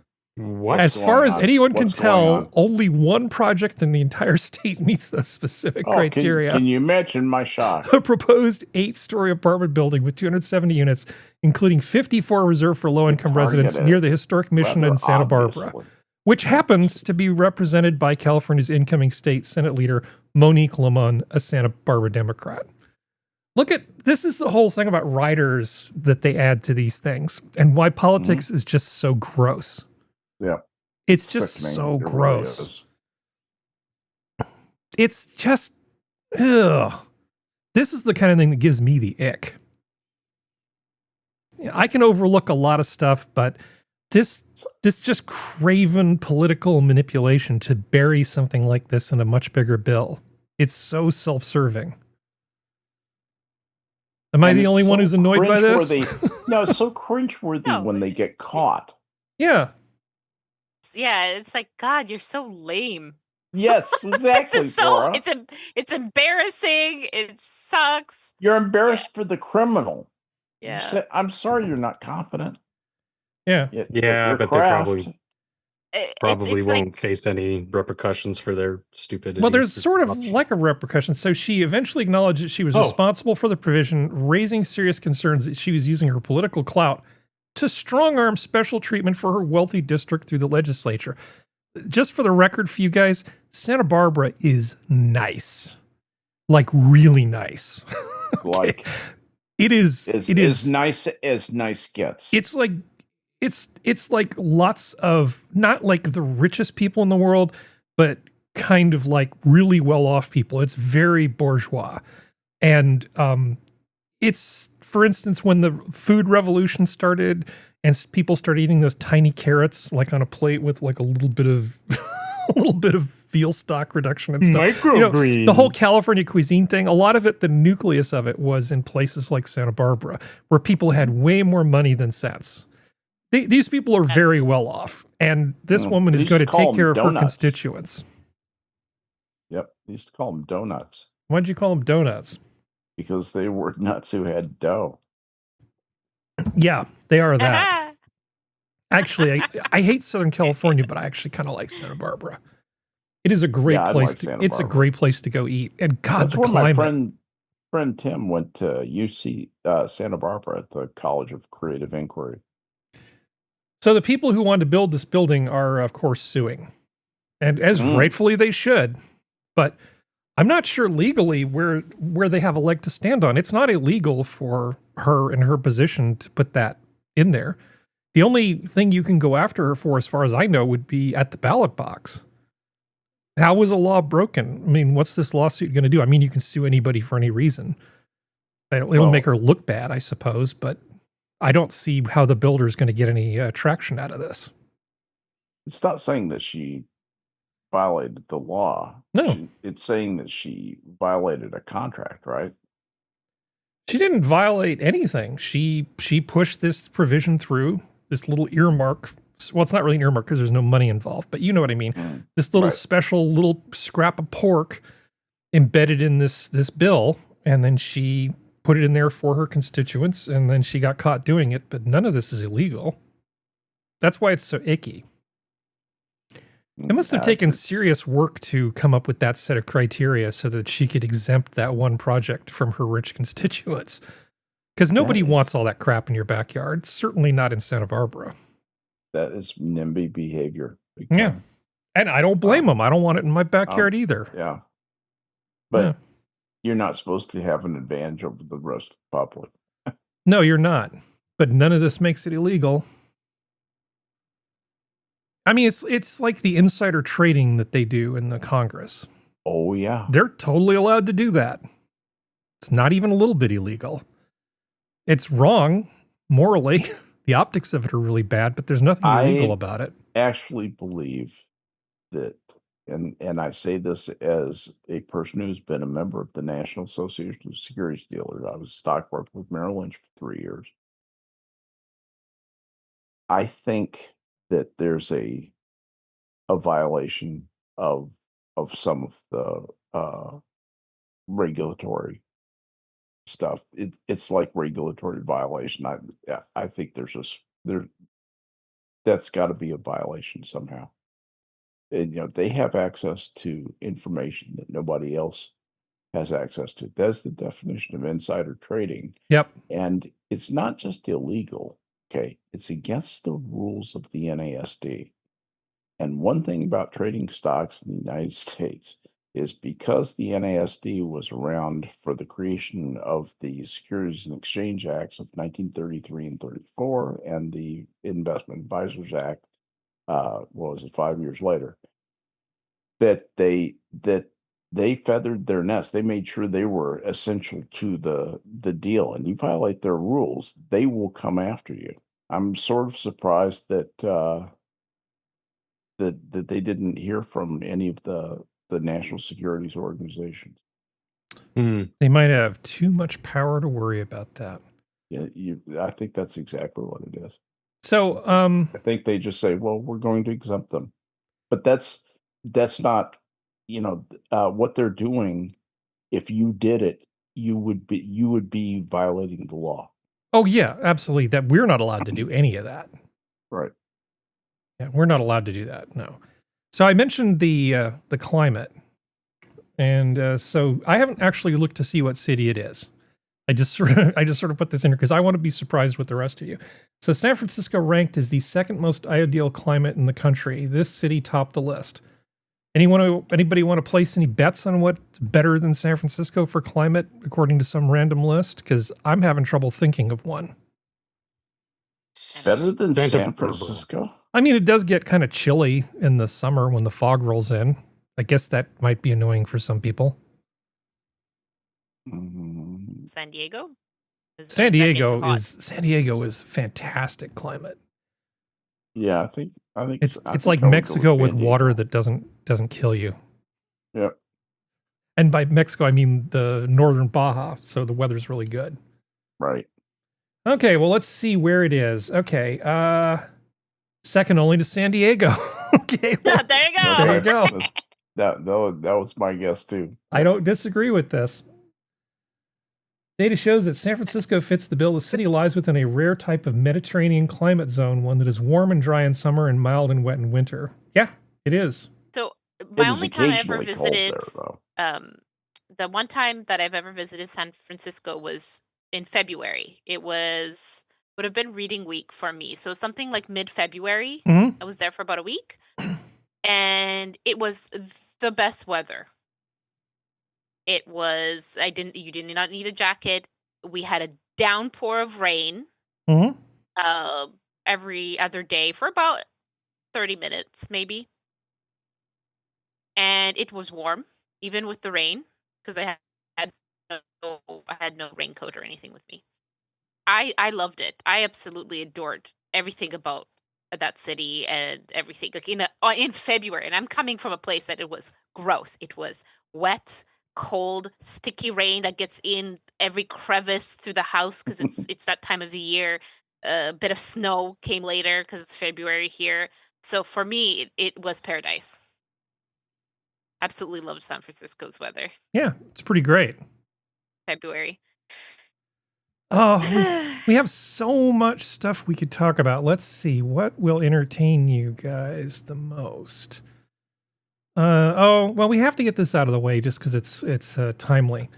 JD Vance defends saying he wants his wife Usha to convert to Christianity. I find this article to be stupid. ABC News is just trying to stir up controversy. Yep. You don't think that she'd be happier if he converted to whatever it is she believes in? This is just a thing that couples who have different religions have to deal with. And it would be obviously more expedient if they would just change. So saying that he wants her to do that, well, I mean, what do you mean by want? Is he insisting? Is he berating her every 5 minutes? Or is it just like, yeah, I'd prefer if she switched. It'd make a lot of things easier. Because it would. I don't understand this story. Am I the asshole here? No, it's stupid. It is stupid. ABC is definitely the asshole here. Okay. No. Good. Not worthy of giving it any time. No, not really. They're just trying to stir up some shit. They're just mad that the memes of JD Vance are so good and that he's in on the joke and it's awesome. Yeah, that's the cool thing is it gives him a chance to show himself off, not taking himself too seriously, and that is a good look at a politician. It sure is. So did you guys see the thumbnail? Where I just said, your vacuum is your vacuum's not spying you. It totally is. Well, here's a story about in Tom's Hardware. Manufacturer issues remote kill command to disable smart vacuum after engineer blocks it from collecting data. User revives it with custom hardware and Python scripts to run offline. So there was a guy. What the fuck? And he's an engineer, and he had an iLife A11.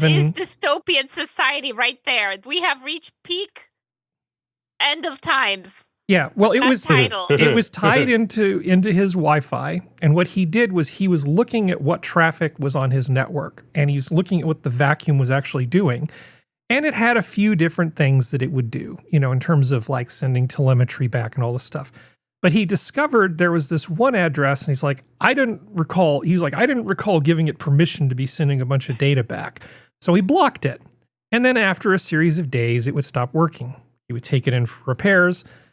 And then it would work at the repair shop, and then he'd bring it back, and then a few days would go by, and it would stop working. Well, it turns out that at a certain point, they stopped wanting to repair it, and so he put it on a bench and said, what the hell is going on with this thing? Well, he discovered that what it was doing was, since it was such a low-power unit, it was sending telemetry back to a server in China with information about the dimensions of all the interior rooms of his house. And he decided that was really offensive because he didn't give it permission to do any of that. But more to the point, when he would block this thing and it would stop sending that telemetry, somebody in China went out of their way to send a kill signal to brick the device. Jesus Interesting. Christ. Now, I could see, you know, that if you're going to steel man their side of it, well, you know, it doesn't have enough computation. Our servers here generate all of the AI, you know, BS, feed it back to the vacuum so that it knows how to work with the layout of the rooms. Okay, that's fine if you disclose it. Yeah. However, it's a little suspicious that when you block it, they actually say, oh, well, we're just going to kill your vacuum. And it was a very deliberate, we are going to brick your vacuum and make it not work.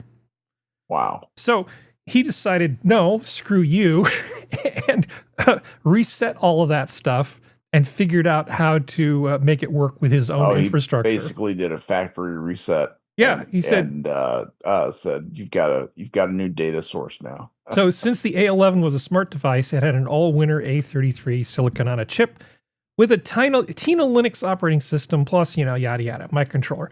Plethora of sensors, LiDAR, gyroscopes, and coders. He created a PCB connectors and wrote Python scripts to control them with a computer, presumably to test each piece individually and identify what went wrong. From there, he built a Raspberry Pi joystick to manually drive the vacuum, proving there was nothing wrong with the hardware. Oh, that's funny. Good job. Yeah, from there, he basically went on and figured out how to just sort of took the whole thing apart, figured out how to make it work on his own, and then put it back together again. This seems like an unrealistic amount of work for most of us to do. Mm-hmm. And it's not enough to just turn the Wi-Fi off, because a lot of these devices have cellular modems built into them because they're really cheap. They can use the telephone network. They can just use the telephone network. That's right.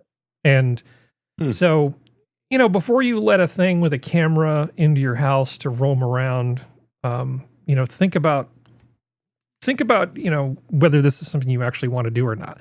Now, I've got Simone. And the thing about Simone is not nearly smart enough to be a problem.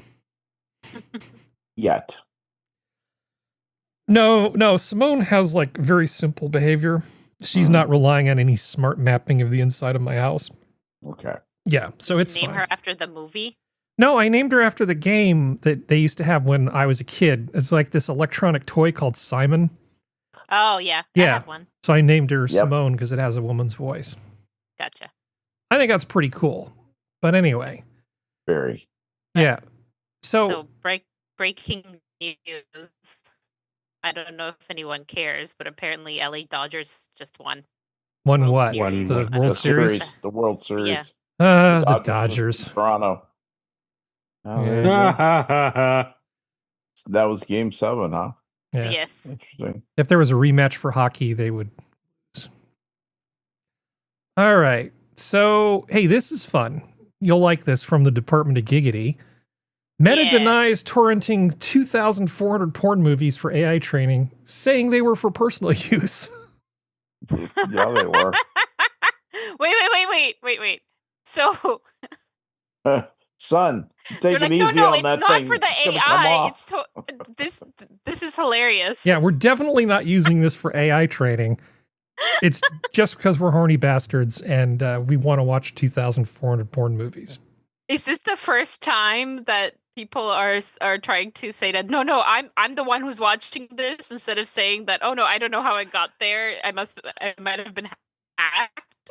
Well, anytime your excuse great. is basically this excuse, you have to wonder how much worse the real reason is. Yeah, that's true. It's That's admirable great. concentration. Yeah. That's really sticking to it. Yeah. 2,400 Go on. board movies. That's a lot of AI training. Good times. Oh man. Yeah. Personal use. It's poisonal. It's see? poisonal. Well, see, there's money on the line. Yeah, because if if you just exactly. had this creepy friend, he's like, guys, I'm just training my AI, that would be the excuse. But for them, there's so much money on the line that it does, they can't admit they're training their AI. But they are. Training their AI for what, he asks. Similarly, Mark Zuckerberg sailed on his $300 million super yacht so much that it underwent repairs at France's La Ciotat, I can't pronounce that, shipyard for 80 days straight. Some people have a real problem with this idea that rich douche nozzles have these giant super yachts. In terms of the things I worry about on a day-to-day basis, I don't know why this bothers people so much, because they've got all this money. They could just keep it in the bank and swim around in it naked like Scrooge McDuck. But instead, they buy some big expensive thing full of fine cabinetry and all this other stuff. This is like a huge amount of income being redistributed that would otherwise just be sitting in a vault. No kidding. Absolutely right. And it goes to do, maybe it's not the best thing you could do with the money, but it's way better than it just sitting in the bank. Am I wrong here? Have you guys seen videos of what they do to build these things? Yeah. You never want money to sit in the bank, because remember what happens in banking.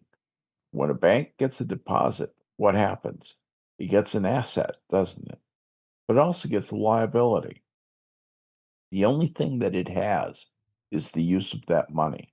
Mm-hmm. And one thing banks don't like is uninvested money. They don't like it. They keep the bare minimum amount of cash reserve that they can and invest in anything else that makes money. That's why banks own all the big, tall buildings. Banks and mutual funds own all the big, tall buildings. And this is actually true in downtown New York City. Well, for now. Yeah, for now. Then, unfortunately, those mutual funds are controlled by Chinese people. But yeah. Well, this whole Mondani thing is going to be great. From a Californian's perspective, it's so nice not to be the complete ass end of the United States anymore. We're still kind of ass adjacent, but at least we're not New York. San Francisco was saying, we are the most derelict city on the planet. New York says, now hold my wine. We look fantastic right now by comparison. All of you who want to get rid of California, it's like, why don't you get rid of New York first? Yeah. Between Hochul and Mondani, Jesus. We're not the worst state anymore, and I'm okay with that. They are one of the worst states with respect to debt. They have a debt problem they can never get out from under. They'll never have the revenue to pay off their state debt. Not national debt, state debt. Yeah. They've been raising taxes just to pay on the interest on that state debt. It's like, a substantial part of it's a big line item on the budget. Yep. Anyway. Oh, we have so many things we could talk about. Well, here's the thing that happened. I think this is in your part of the world, or maybe it's Geode's part of the world. I don't know. We are looking for solutions for a woman in Clear Lake who says her apartment has a serious rat problem. And she has the sticky rat traps to prove it. She's taking our Matt Doherty into her Clear Lake apartment to show us how the rats are getting in and what she says her complex is doing about it. Yeah, let's skip over that. The manager, Rich, doesn't like rats. Their tails are about that long. Joseph doesn't like them either. Those sneaky rats sometimes steal his food. They opened it up to get the dog food? Oh my God. Paige says this rat. This is like beginner rat story, but still functional. This will not surprise you. She goes and she talks to the people who run the place, and they're really not all that helpful. You mean the building corporation didn't give a shit? Yeah, yeah. They said, well, if you can show us the rats, then maybe we'll do something. So I guess an exterminator came by and put a trap in her pantry. Giggity. But ultimately, this means there's a structural issue with the building. She's not bringing those rats in. They're getting into her house because something is broken and needs to be fixed. That's why they're coming into her house. It's not, they don't just magically, this isn't some sort of, what's that word where something just gets created from nothing? Skep? Spontaneous generation? No. Parthenogenesis. It's not like that. That's from dead things, right? Yeah, okay. Yeah. So it's not some sort of parthenogenesis. It isn't like Star Trek 3 where the magic device, spawns them. They're climbing in from outside. They're in the walls and they're getting into her house because something is broken. They don't need an exterminator with a trap. They need to man up, go into the house, figure out how the rats are getting in, and then seal it. And then do other things around the property to keep them from getting into the walls to begin with. It takes a whole rings of concentric rings of safety where you stop them from getting in, stop them from getting on the ground, stop them from getting in the thing, stop them from getting in the units. One trap in a pantry is meaningless. She's already pulled probably a dozen rats out of her house, but they just don't care because slumlords are awful. They are. You're lucky if you get a place where you actually, it's owned by one person who maybe has 3 or 4 rental properties, and then they have somebody competent who just goes around and fixes stuff. Large corporations are just not your friends when it comes to this kind of thing. Not based on my experience.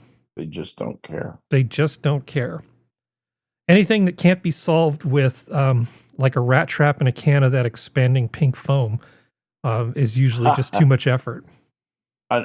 Fortunately, that's almost everything. Yeah. Yeah.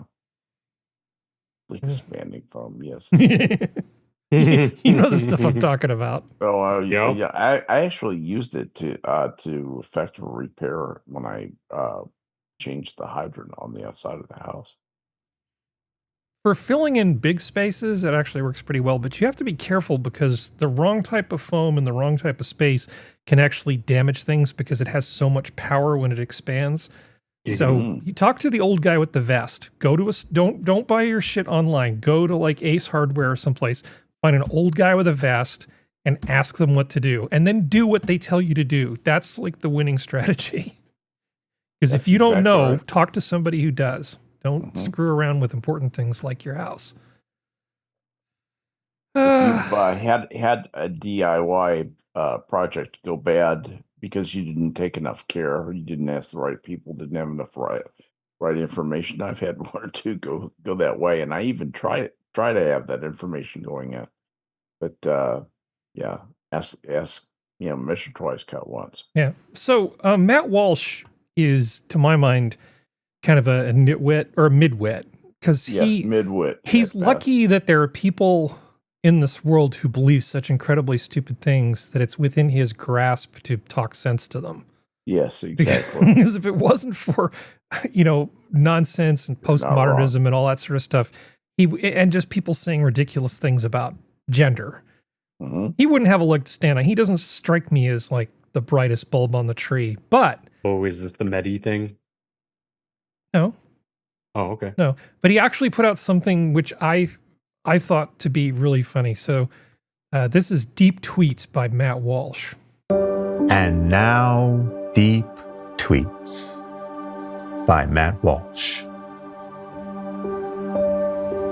My 7-year-old pangender child, Sundance, just came right up to me and asked, Matt, what happens if there's another January 6th? Can our democracy survive?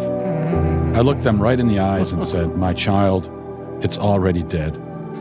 We just held each other and sobbed. That's some great satire. Good job, I Matt hope we don't get Walsh. struck for that, but maybe. That's wonderful. That was wonderful. Maybe. That I mean, made come me on. happy. That was pretty good. That is good. He's good as a performer. He's actually quite creative. Yeah. I just don't think he's, there's a couple of things going on. You see him in the same company with people like Ben Shapiro, and he's not bright that way. Very few people are as bright as Ben Shapiro is. But the thing about Matt Walsh is, he's loopy. He kind of gets lured into some kind of stupid sounding stuff. Mm-hmm. And other times he sounds very together and quite sophisticated. He's kind of got this dichotomous personality where he's both a rube and a sophisticated at the same time. Well, he knows good sarcasm when he sees it, and this is some top sarcasm. Yeah, he's basically just sort of mocking the people who would come after him. Oh, he's no Oren McIntyre, though. All right. Yeah, my note for this is actually funny. Okay, let's see. So I did mention this in the past as sort of a follow-up. So T-Mobile closes. So I told you they were going to force all of their subscribers to use this stupid app on their phone. So now if you want to schedule payments and do any number of other things, calling people, no. Going into a store, no, you can't do that either. You have to use their stupid T-Life app on the phone to do most of the normal things that you could just do like a normal human being with any other carrier. But the new guy in charge of T-Mobile has decided, no, we need apps and we need AI and we need to just get rid of as many people as possible. So yeah, Verizon welcomes you. If T-Mobile does a good job for you and there's not a problem, great. But if you need help with something when something doesn't work that should work, may God have mercy on your soul. Unless you just like using stupid apps called T-Life. It does sound like one of those Resident Evil movies, doesn't it? I was just looking at T-Life. Yeah. Everyone loves the T-Life. Everyone loves the T-Life. I really enjoyed those stupid movies. Mostly because I just like watching Mila Jovovich beat the crap out of people. It's pretty great. Yep.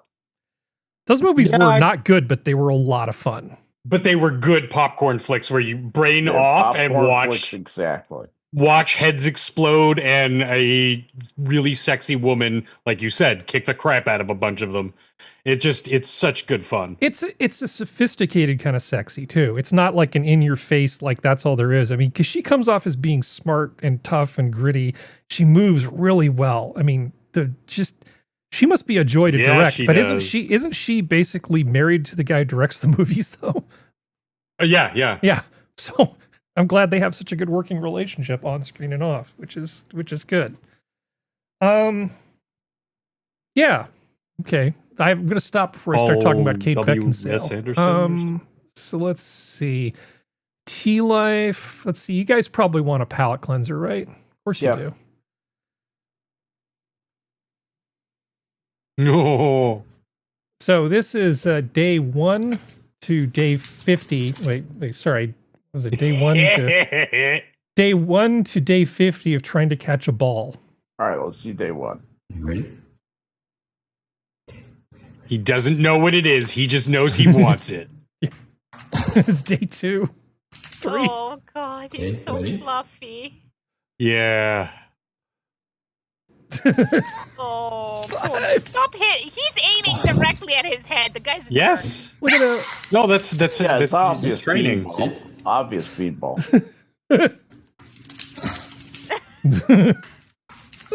Yay! Oh. Quit throwing that chin music at that dog.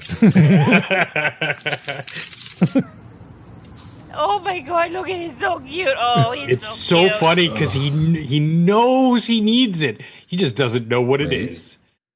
There's no thoughts, just fluff. Oh, I want 10 of them.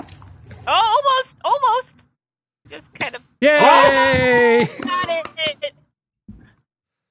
Oh, that's so exciting. Good boy. Yeah. Good boy. Oh, I just realized it's from an account called Cozy Poster. We're so going to get copy struck now. Thanks, Geodes.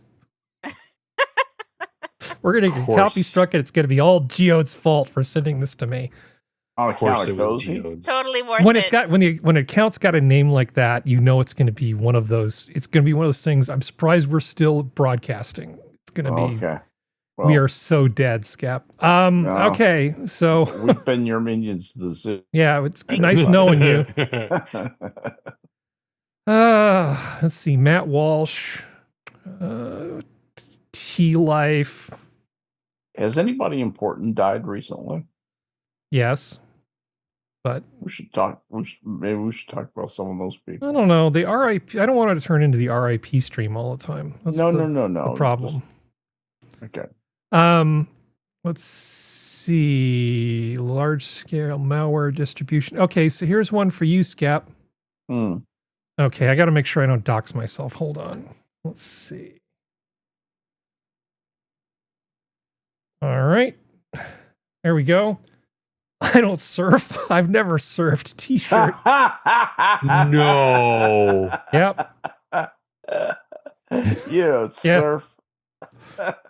Yeah, I don't surf. There I've is never a surfed. God. Meme surfing ironic You T-shirt. never fucking surfed. How do you like that? Oh, I fuck you. did not. I did not. I love that so Isn't much. this the best timeline? I just love this. It's excellent. This really is this the best timeline. It is. Absolutely. Okay, I have to complain. funny. I have to complain about something because reasons. Okay. Genius producing math program lost to UC Berkeley fingerprinting requirements. Now, I had to took me a while to sort of unpack this thing, but what they've basically done is at UC Berkeley and a number of other institutions, they've created sort of, I guess they call them like math circles. And they, like a professor will lead these people and give them training in mathematics outside of the normal curriculum. And it tends to produce really good mathematicians. Okay, so they talk about, Hannah Cairo took the math world when she disproved some conjecture, doesn't matter. Well ahead of her peers in math, Cairo applied to colleges when she was 14, was accepted at UC Berkeley. Seeking advice on what to do, she consulted UC Berkeley professor Svetlana Stankova, founder of the Berkeley Math Circle, or BMC. Cairo has been enrolled in a BMC summer program. Stankova encouraged her to enroll in graduate-level math courses at UC Berkeley rather than enroll as a student at UC Davis. So this is a great sort of thing, but now, because the people in this math circle are working with minors, like this 14-year-old, the requirements for people in education dealing with minors in a more than sort of trivial passing kind of way is that they have to be fingerprinted and have background checks. And for reasons, this is a problem. I don't understand it. When I had to do work for the government, I got fingerprinted. When I was teaching at a junior college, I had to be fingerprinted. And then they run these background things and they give you a TB test, and that's just part of doing the job. Yeah. Same here. Yeah. I know in a lot of places, any sort of if you're in a daycare, if you're teaching swimming, for example, you have to, you do exactly all of those steps. Yeah. Yeah. Navy too. You have to be fingerprinted. So, however, after 27 years, BMC has shut down its flagship program, BMC Upper, due to stringent new campus background check requirements, according to a statement on BMC's website. Okay, so this is in protest? I'm still trying to figure this out. What's their motivation? That's what I can't get. So it says a petition asking campus to revisit its fingerprinting requirements was signed by more than 380 parents, students, and other BMC affiliates, including several campus facilities. The petition claimed the requirements are not part of any official UC Berkeley, UC California, or federal policies. When asked why campus chose to implement these fingerprint requirements, campus spokesperson Janet Gilmore said campus requirements go beyond minimal standards with good reason. She's right. She's right. In response to an email from BMC's pro bono lawyer at the time that asked for the risk management research that motivated campus to go beyond AB 506's requirements, Chief Campus Counsel and Vice Chancellor for Legal Affairs, blah, blah, blah, blah, blah. You know, it doesn't really say why, but I'm going to read between the lines and say that maybe the people who are in this don't really want to be identified, and it isn't because they're predators. It's because they might be afraid of a certain three-letter agency begins with an I. Yeah, there's that possibility. Yeah, for out-of-state speakers, campus background checks guidance state candidates outside of California will not use live scan specifically with biometrics, yada, yada, yada. They don't actually say why, but we both know why. We know why. We know why. They want to be anonymous and work with kids. Yeah.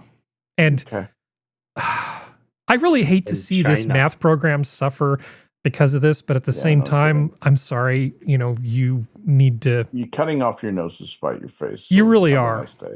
And if you're not comfortable, if you're like so on the down low flying under the radar that you can't allow yourself to be fingerprinted, I'm sorry, I don't know what to tell you.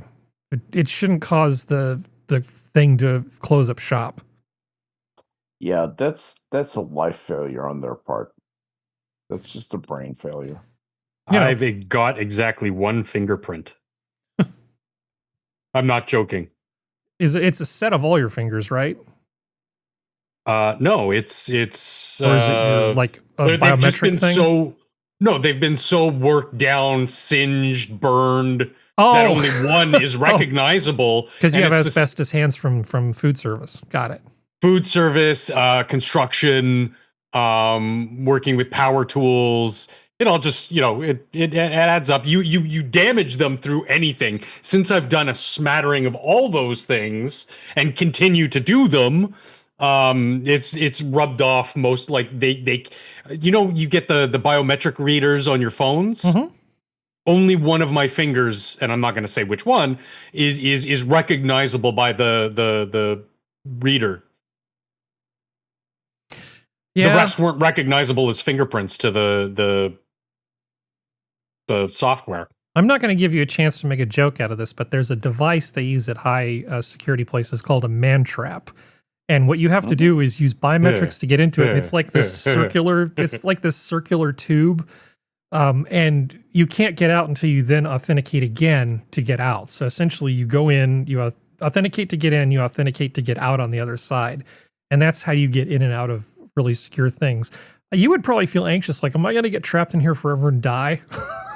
It's like the first man trap I ever encountered was at USAA, believe it or not. Mm-hmm. And they had one.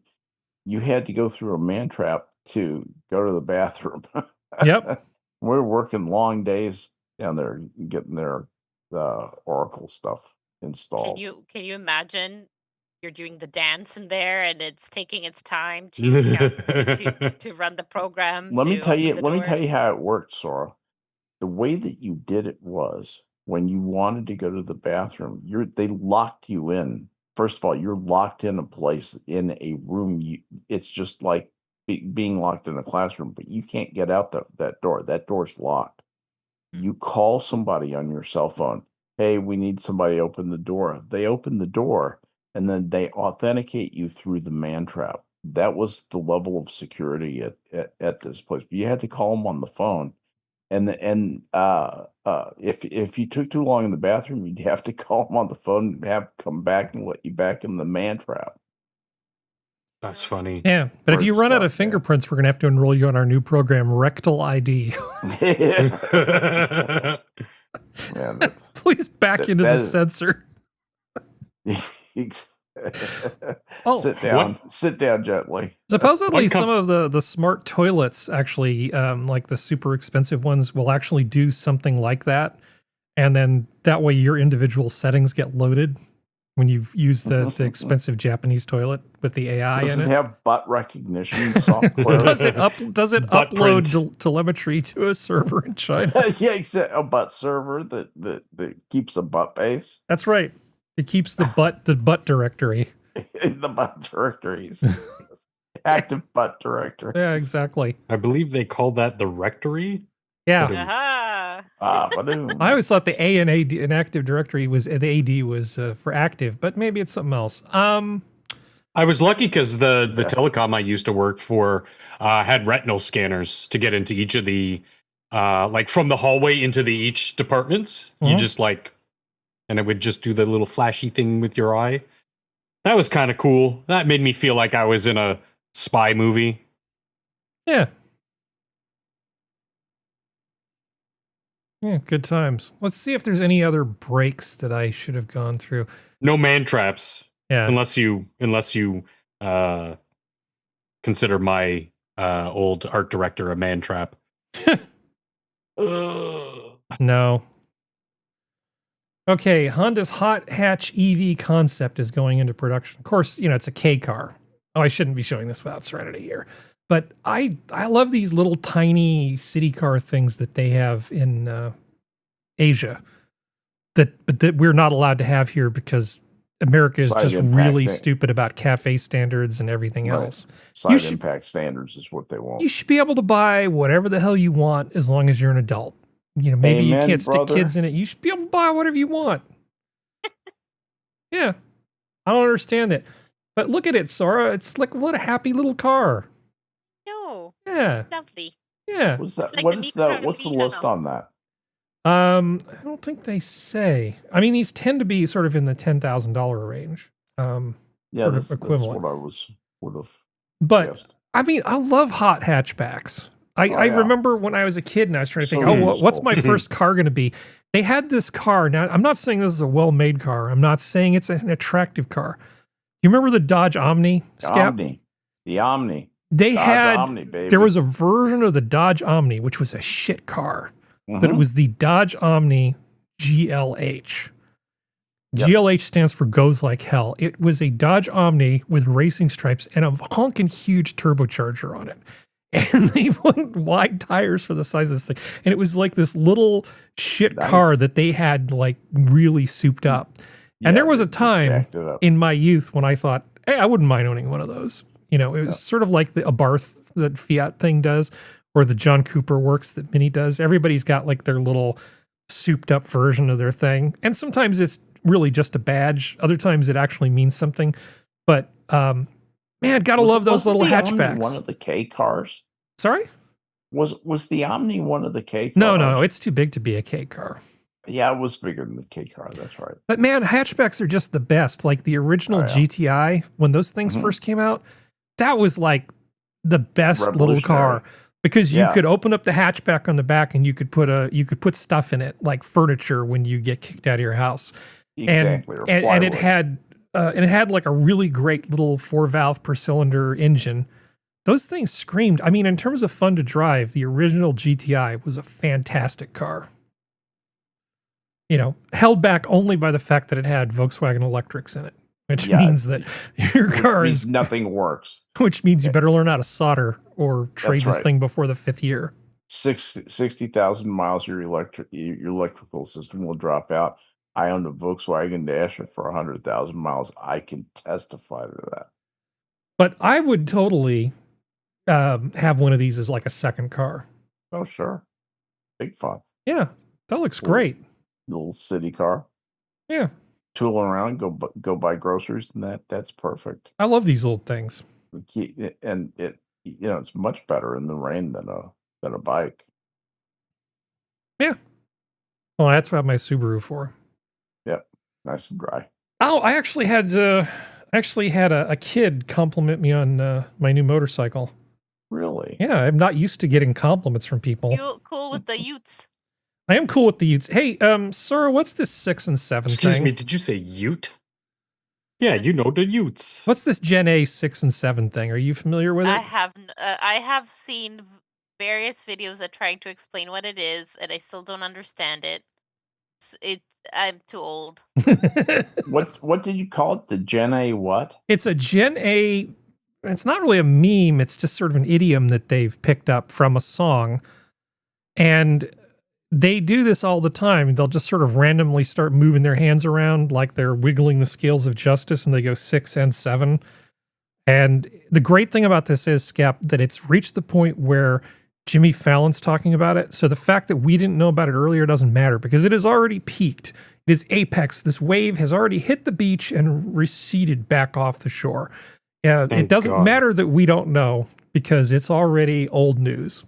Okay, it comes from the song Doot Doot 6-7 by Skrilla, which became popular in video edits featuring professional basketball players, especially LaMelo Ball and who is 6'7", blah, blah, blah. The name, it was further popularized through various other things, blah, blah, blah, multiple news outlets, blah, blah, blah, origin and spread.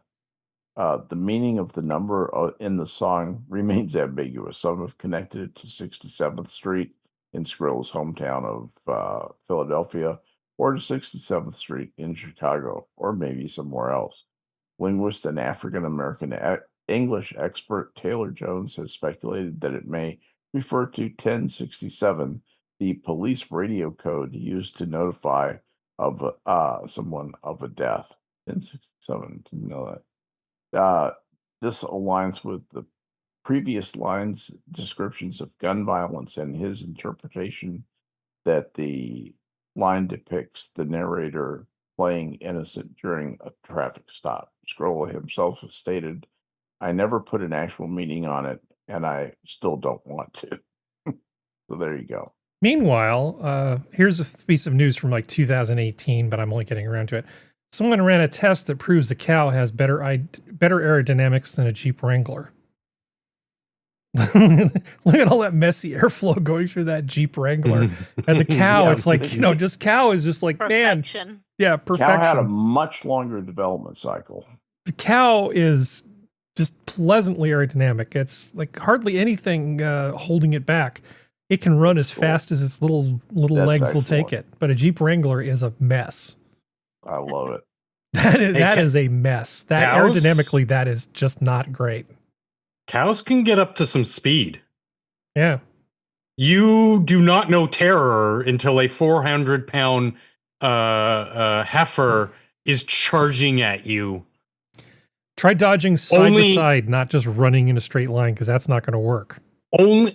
I was trapped against a car. Only to come up to you, boop you with her ginormous noggin, and then cover you in cow kisses. Oh. This is one of the heifers on the farm I used to work on, and the first season I had to go back to school, came back, and that is what I experienced. Was she heard me getting out of the car and charged. They do that. That has the ring of authenticity. I've been around enough farms to know that's true. I mean, if they weren't so delicious, we wouldn't. We'd have a better understanding of how much that they feel. All right. Yeah, I feel guilty about eating cows. I don't feel guilty about eating pigs, especially wild boars, because screw them. So I have another meme here for you guys. Single guys updating their profile pic on November 1st. It just shows a guy standing in front of a stocked refrigerator with food on top of it. That's right. That's right. Hey, we can have to be. Never mind. We should totally get Geode's a girlfriend this month. Yeah. I think that's pretty much it for tonight, if that's okay with you guys. Is there anything else? No, I think we kind of covered the waterfront. Yeah. All right. Well, this has been your Minions at the Zoo for Saturday. Thank you, panel. Thank you, chat. The zoo is closed. Good night.